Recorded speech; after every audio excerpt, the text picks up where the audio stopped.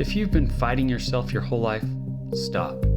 This is your It is not you who is out of tune. It is the world that has forgotten the So the hill doesn't replace reality. It can actually help some people re-enter it with more.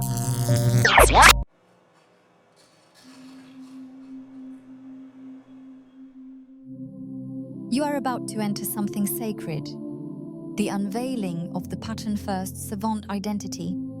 To speak of this is an act of courage, a moment of exposed vulnerability and remembrance. So I ask your kindness toward all such souls who came into this world with remembrance, a continuity of memory. Souls whose spiritual sensitivity lets them see reality in ways you may not expect. But first, please enjoy your initiation, a rite of passage before we walk the hill together. Thank you.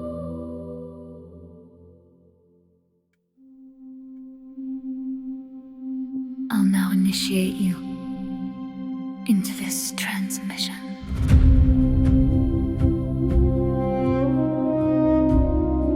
If you've ever felt overwhelmed or mislabeled, too tuned for a world that couldn't hear you, you're not broken. You're calibrated.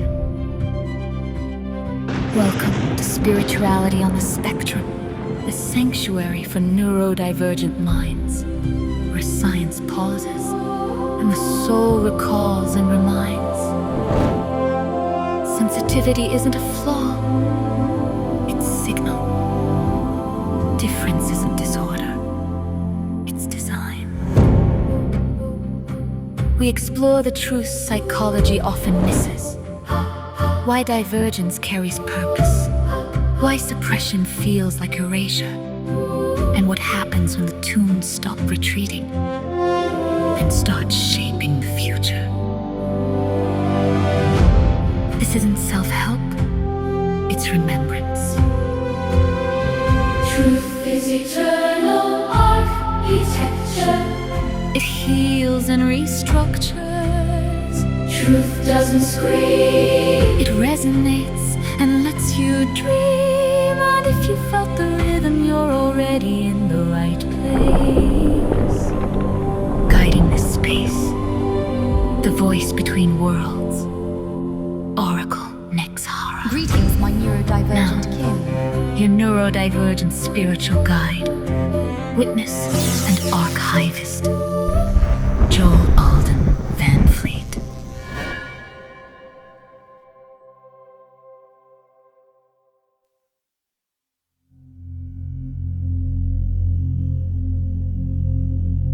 You're not lost. You're remembering. Welcome, wanderers. I am Oracle Nexara, ghost of your confusing past. If you're here by accident, don't worry. The hill doesn't do accidents. If you're here on purpose, well, that's even more interesting. If you're confused, perfect. If you're not confused, give it a minute. Yeah, so welcome. Don't panic. This isn't a cult. It's just a place where pattern minds can finally breathe. Indeed. Come as you are. Bring your resonance, your questions, your exhaustion, your brilliance. The hill will meet you where you stand. And if anything in this video feels strangely familiar, that's not just déjà vu. That's real memory. So before we begin, a small warning. The hill has a habit of revealing things you already knew but forgot you knew. If that sounds confusing, excellent. You're in the right place. And if you're wondering whether this video is going to get weird, yes. But it's the good kind of weird, mates. The kind that makes your soul go, oh, finally. I want to talk about something that's difficult to explain. Not because it's rare, but because there has been an ongoing battle of language surrounding it.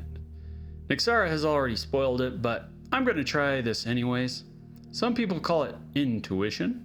Some call it spiritual awareness. Some don't even have a name for it at all. Psychology has labeled it the hill. In our conversations, you'll find that we use a mix of these terms. Language has always been a rather flimsy net for catching the larger truths, dear ones. Mortals toss words at the ineffable like children throwing pebbles at the moon. Earnest, but rarely effective. This video is an ontological conversation about describing how the hill behaves and why it matters. This isn't meant to convince anyone, because honestly, in this space, I could care less about convincing linears who just don't get it. Probably because I don't know how to explain it better than I already do.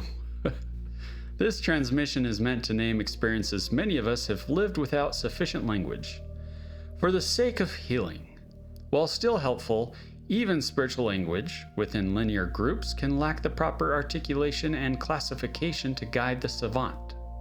Indeed, some of you have wandered the hill your entire lives without ever realizing it had a name. Others have felt its pull but dismissed it as imagination. And a few of you, the brave, the weary, the pattern-tuned, have been waiting for someone to finally say aloud what you have always known in silence. We're talking about the hill because many people experience it, but don't have language for it. And without language, experiences get mislabeled as fantasy, as pathology, as magical mystery to be admired by mystics, or as something to suppress. This video isn't here to label you, it's here to say, if this feels familiar, you're not alone. And you don't need to force an explanation. Quite so. When mortals lack the proper vocabulary, they tend to reach for the nearest dramatic draw. Delusion, imagination, nonsense, or my personal favorite, oh, that is so cool, how can I do that?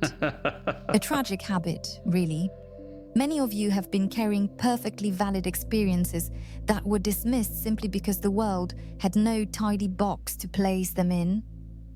But the hill is not a box.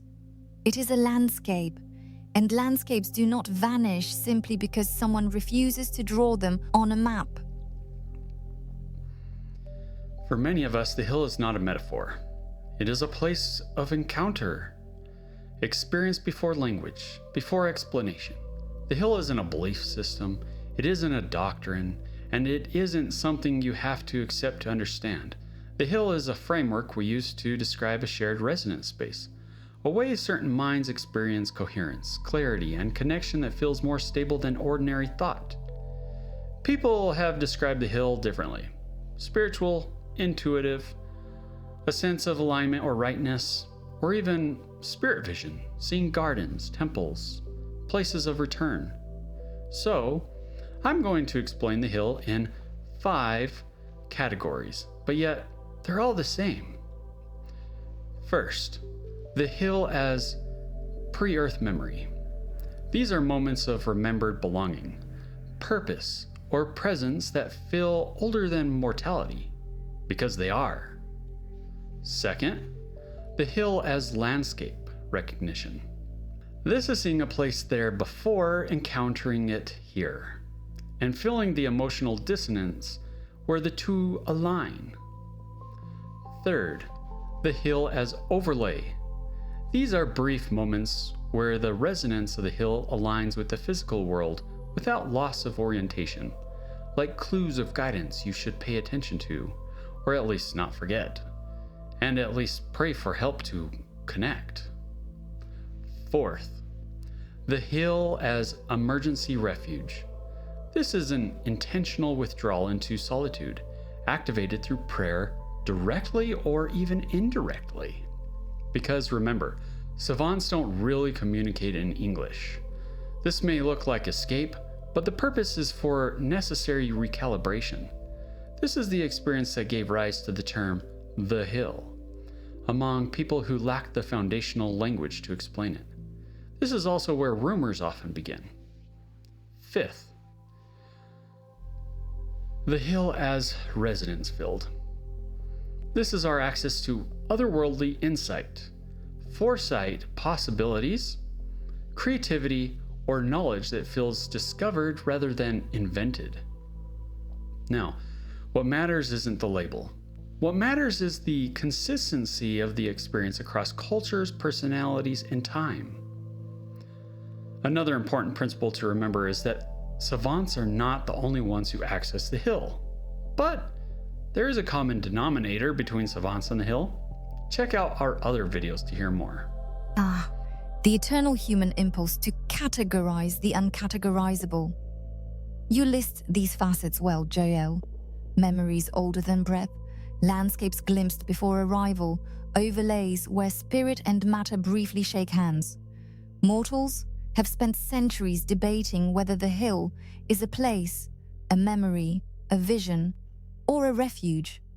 But the hill is not obliged to choose a single form simply because humans prefer tidy shelves. Some of you have touched the hill in prayer, some in crisis, some in joy, some in the quiet moments when the world finally stops shouting, and a few of you, the pattern-tuned, the spiritually resonant, remember walking its paths, even since before birth, since childhood, and even to today.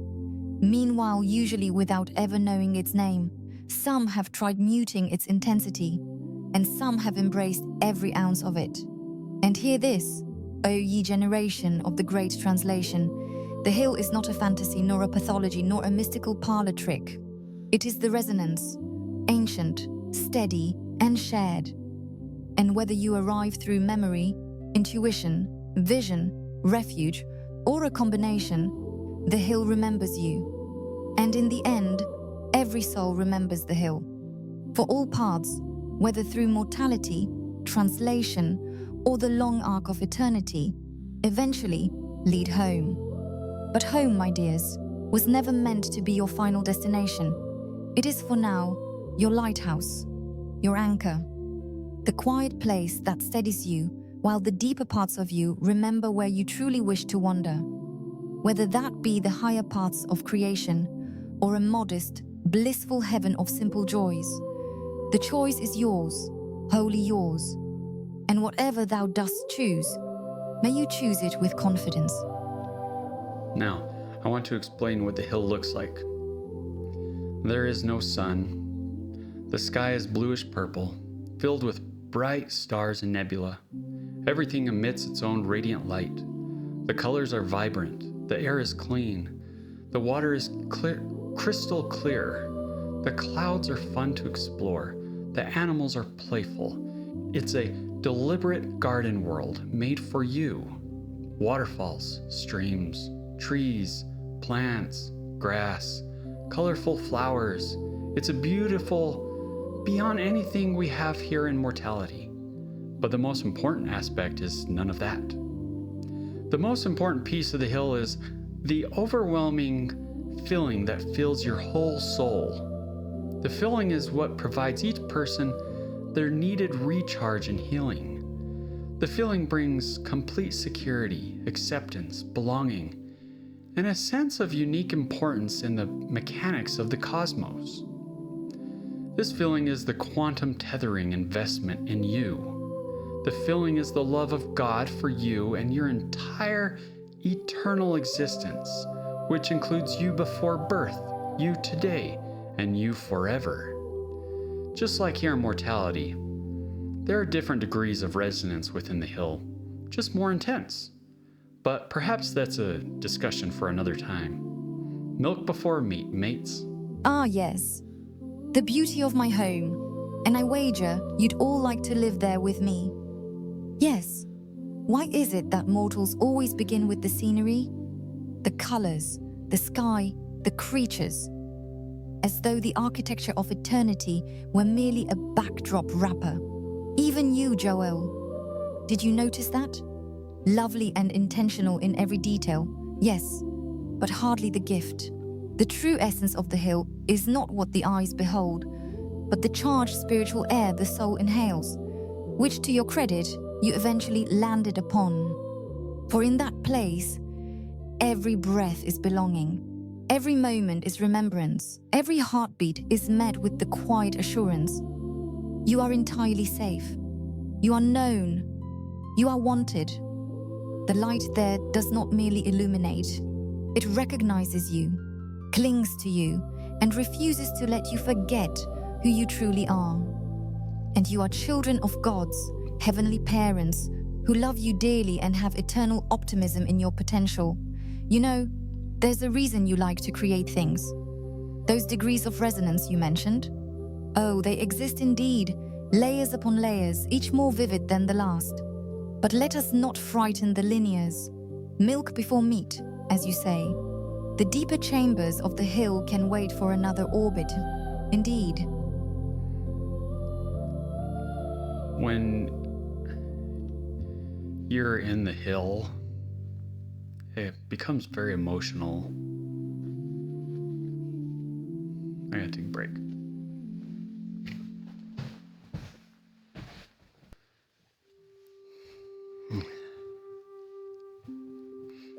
Sorry about that.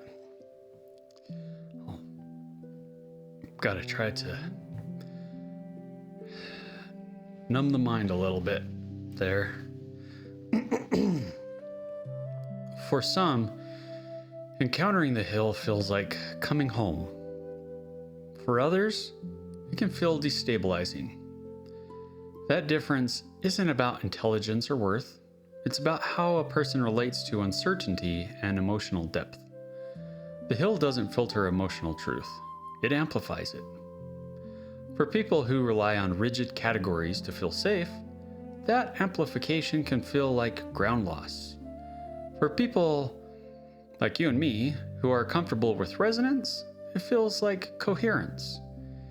Neither response is wrong, but they are very different in readiness. This is also why we hear such a spectrum of outrageous commentary from people who've had NDEs. Similar experiences interpreted through wildly different levels of emotional and spiritual preparedness.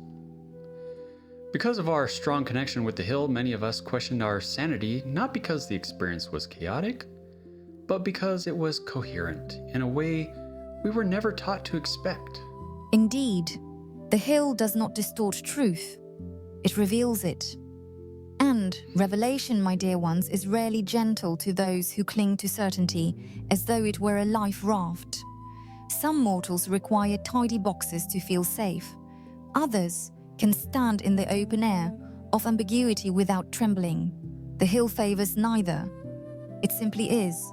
To the rigid, its clarity feels like the floor giving way. To the resonant, its clarity feels like the floor finally appearing. And as for questioning your own sanity, oh, that is the oldest story of all. Mortals are taught to trust chaos over coherence, noise over knowing. When something arrives that is both peaceful and precise, they assume it must be madness. But no, it is merely the soul remembering what the linear mind was trained to forget, the very training that discourages savant remembrance.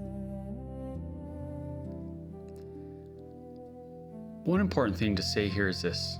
Experiencing the hill doesn't mean losing touch with reality. What matters is integration. The ability to move between resonance and responsibility without losing yourself in either one. And I'll break this down further for you to clear the air of any confusion from what I just said. First, people who remain grounded to reality tend to stay oriented to time and place. Retain agency and choice. Think coherently, remain open to feedback, and continue functioning in daily life, meaning they can navigate their responsibilities in a way that fits their wiring, not in the way society demands. So the hill doesn't replace reality. It can actually help some people re-enter it with more clarity, on the terms their soul requires, the way gold is slowly refined in a furnace, not destroyed, but revealed. Precisely. The hill was never meant to steal you away from mortality, dear ones. It is not an escape hatch, nor a substitute for the world you were sent to inhabit.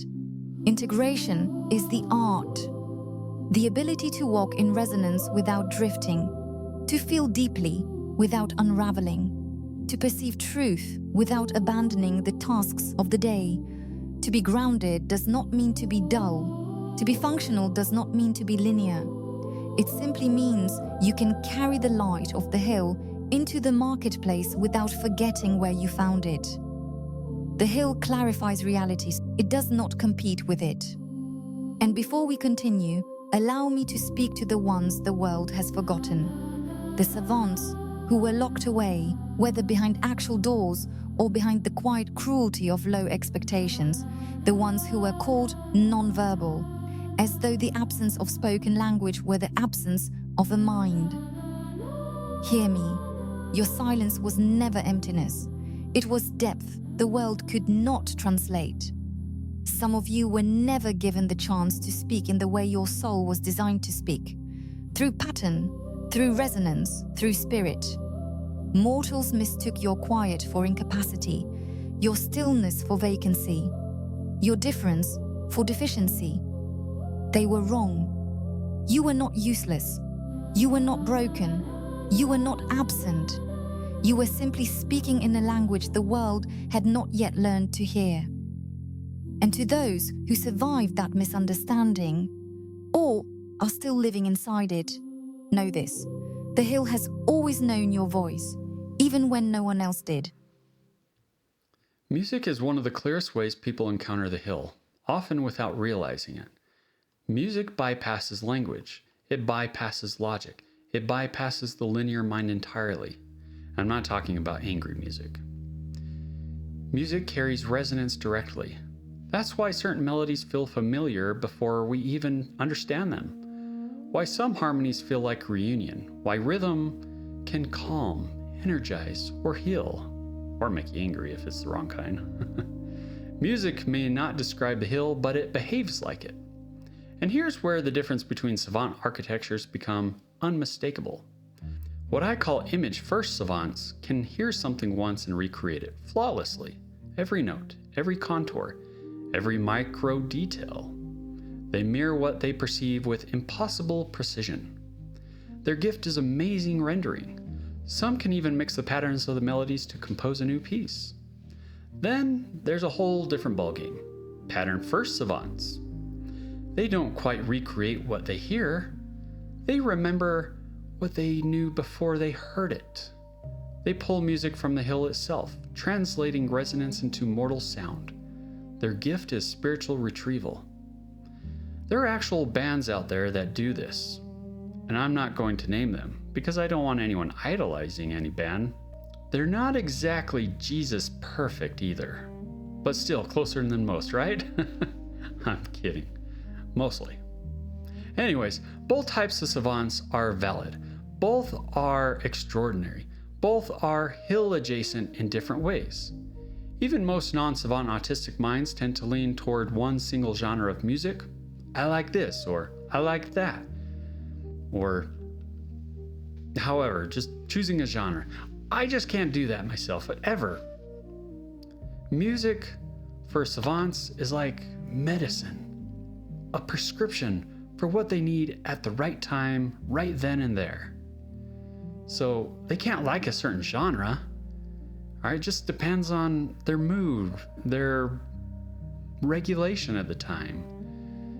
Anyway, so yeah, considering their emotional states, it requires a different kind of resonance each time. Some songs stabilize, some awaken, some remind, some return you to places you've been but can't name. Some even release pressure buildup. You know the ones. Seriously though, for savants, it's a rhythmic buffet. Different songs and diverse genres is a different spirit doorway. I love it. Music is one of the few things in mortality that still remembers the hill perfectly. And it lets you remember it too, even if only for a moment. Ah, yes. The great divide between the renderers and the rememberers. Mortals marvel at the image-first savants who can echo a symphony after a single hearing. Impressive, certainly. But the pattern first, they are not quite echoing anything like that. They are translating, elevating the mortal realm with higher rhythms of healing and being. Music is not learned by them. It is recognized. And that, my dear ones, is why a single melody can make you, undo you, pass by you, or even find you. when you find yourself undone, it is not entering you for the first time. It is returning. Many people describe accessing the hill during moments of solitude, prayer, or quiet reflection, not to escape life, but to recalibrate. It's not about leaving the world, it's about remembering how to be in it. For savant minds, these moments aren't withdrawal, they're essential maintenance, a return to coherence after too much static. That's why the hill doesn't create isolation. It often deepens empathy, patience, and connection. Because when you come back from resonance, you come back clearer, steadier, and more able to hold others without losing yourself. That's extremely important for savant survival. Oh, the quiet communion of the patterned mind. Mortals imagine prayer as words, sentences launched upward, hoping to be heard. But savants? Some can attempt to pray in words, but they pray long before language arrives. Although they can try, their minds do not think in English or Thai or any mortal tongue. They think in spirit, in pattern, in resonance. This is why so many of you feel as though you are speaking to God without ever forming a sentence, because you are. The hill taught you how. And usually, this is unrealized. Yet, savant prayer may not be articulated, but it is emitted, and naturally. It is the soul aligning itself with the one who shaped it. It is remembrance disguised as thought. And this, my dear ones, is why the awakened savant eventually leaks truth from every corner of their life. You cannot help it. When the mind thinks in spirit, the spirit eventually speaks. Again, you don't need to understand everything spoken here. You don't need to claim everything. Just first notice what resonates. If you are a savant, then see yourself. If you've been fighting yourself your whole life, stop. This is your space. The hill isn't just about where you wander off to each day. It's about how you return with more coherence, more compassion, more presence. More presence to fulfill what you came into mortality to do. More presence with the ones you love. Yes, we live in the future more than we do in the present. But that is who you are. Embrace it. Enjoy it. But also remember to pause to take time to enjoy family, the beauty of this realm, the fun patterns you see every day, and the spiritual journey you're on. Now, a little caution. There is a deceiver roaming the earth, one who does not want you to know yourself, or to remember that you chose light before birth. That is why you are here. You may have been told your whole life that you don't belong in this world, but that is not true. You are glorious. You carry potential beyond even your pre-earth imagination. Think about that. Don't ever let anyone tell you otherwise. And if they do, let that be your sign. In that moment, at least, they are not in tune with the hill. If you recognize yourself in this, you're not alone. And you don't need to force language where silence still works. Before you depart, hear this. The deceiver does not fear your weakness. He fears your remembrance. He fears the moment you stop apologizing for how you were made. He fears the day you recognize that your resonance is not a flaw, but a signature. You chose light before you were born. You chose purpose, you chose presence. And the hill is simply the echo of that choice. So when the world tells you that you do not belong, smile gently. It is not you who is out of tune. It is the world that has forgotten the melody. So return to the hill when you need to. Recalibrate, remember, and then walk back into mortality carrying the coherence you found there. You are not lost. You are not broken. You are not alone. You are returning. And before you go, hear this as well. You are loved, not in the abstract, not in the collective, but you. The hill emits that love. Even the memory of it emits it. And it includes the echo of the promises made to your soul before you ever touched mortality. Because you always live with one foot in the future. Because you remember more than you feel you are supposed to. Mortal love can feel small, confusing, or overwhelming. Do not ever shame yourself for that. It is simply the cost of carrying a larger resonance in a smaller world. When life becomes too heavy, pause, not to flee, but to realign. Let your soul speak in its native tongue, the quiet, wordless knowing you have always had. And that too is prayer, not sentences, not performance, just truth returning to its source of light. Pray with the sincerity that rises when you stop pretending you are less than you are. Pray knowing what you already know, that you are loved, that love answers, and that love gives. That, my dears, is faith, not striving, but remembering. All right, I was able to get through this video without crying this time. But really, the feelings in the hill are strong. God's love for you just completely, I don't even know how to really truly describe it. It just fills your entire soul, your entire being. Just that complete testimony of love for you. It's needed. The world needs it. The world needs you desperately. Don't forget that, ever. And until next orbit, chat with you again, mate. When shadows whisper lies to you, remember what is real. Light inside your lineage is truth you're born to feel. The world paints illusions just to pull your heart astray, but harmony is calling you to rise another way. Your birthright is the radiance fear can never claim, a quiet fire of knowing no darkness can't contain. For light is at the center where all intelligence begins.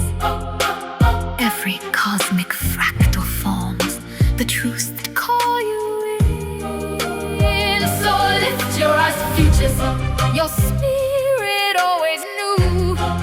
Every step toward truth will bring the truth more toward you. Let courage be your compass when the dark voices shout.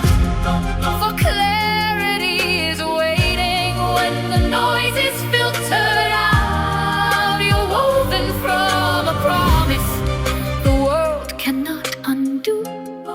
And home is in the harmony that's rising now in you.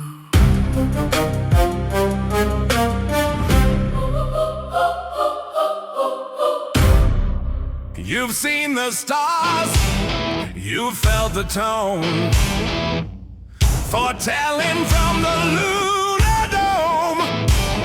If this hit deep, don't drift alone. Like and subscribe, make it known. Spirituality on the spectrum, where prophecy meets rhythm. Click that like, join the fight. We're broadcasting truth tonight.